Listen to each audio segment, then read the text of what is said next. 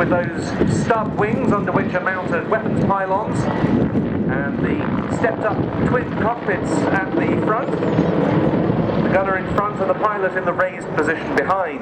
It wasn't always like that. The profile of the early Hinds was different, with a very large single glazed area for the cockpit, but that was soon changed. The helicopter first flew in prototype form in September 1969, and the Soviet Army brought it into service about 3 years later. And it was an interesting concept, this, not just an attack helicopter, but very much a battlefield assault platform, and to that end it was intended to have infantry lift as well as strike capabilities, and the troops on board were initially able to mount small weapons in the side windows.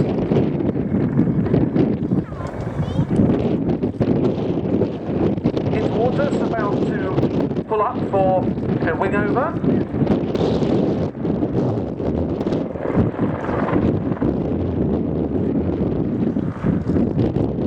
There in profile you can once again see the stub wings and the weapons pylons, on which can be mounted 4 86 radio-guided anti-tank missiles, 2 of them each in cylindrical containers on the pylons, plus rockets, automatic grenade launchers and so forth, and the helicopter's equipped with a twin-barreled 23mm cannon. And wherever Soviet or Soviet-backed forces went in terms of military action during the Cold War from the late 1970s onwards, Hinds went with them. The type made its combat debut with Ethiopia in their conflict of 1977-78 against Somalia, and then came the Soviet invasion of Afghanistan. That perfected the type. This one is a Mi35 variant. That's the designation that was given to the Mi-24V for export purposes. The V model being the most numerous of all the Hind variants, with over 1,500 made.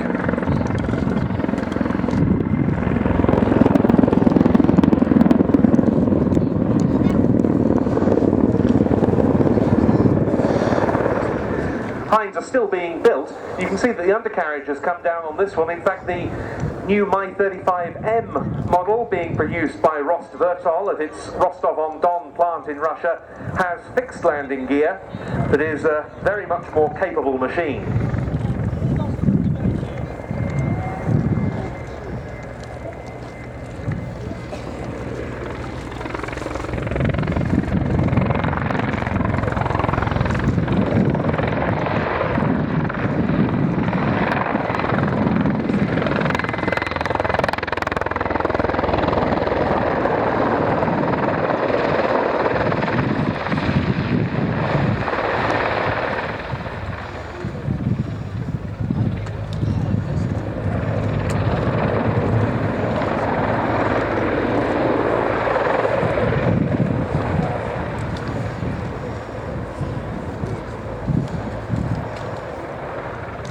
Air Force, whose Hind we see here, supplied a number of examples to the new Afghan Air Force, which ironically were flown initially in that theatre by American pilots amongst others, and Mi-24s and 35s have been used in the recent conflicts in Libya, Syria and the Crimea, amongst others.